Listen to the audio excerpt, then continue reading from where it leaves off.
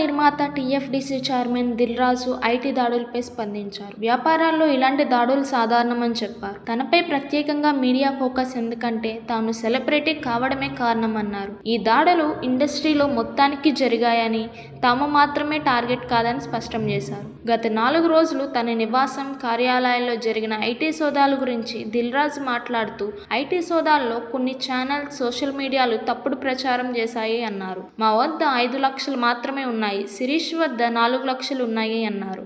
5 సంవత్సరాలుగా మేమెక్కడా ఇన్వెస్ట్ చేయలేదు.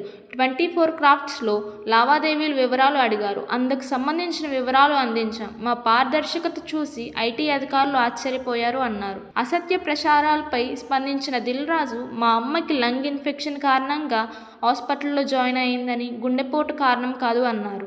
ఇకపోతే 2008లో ఒకసారి ఐటీ శాఖ తనపై దాడులు జరిపిందని, దాదాపు 16 ఏళ్ల తర్వాత ఈ సోదాలు జరుగుతున్నాయన్నారు. మధ్యలో 3 సార్లు సర్వేలు నిర్వహించి అకౌంట్ బుక్స్ చెక్ చేశారని వివరించారు. ప్రస్తుత పరిస్థితుల్లో ఇండస్ట్రీలో ఆన్లైన్ బుకింగ్లు, ఆన్లైన్ ట్రాన్సాక్షన్లు జరుగుతున్నాయని, బ్లాక్ మనీ సమస్యలకు తావులేదు అని చెప్పారు.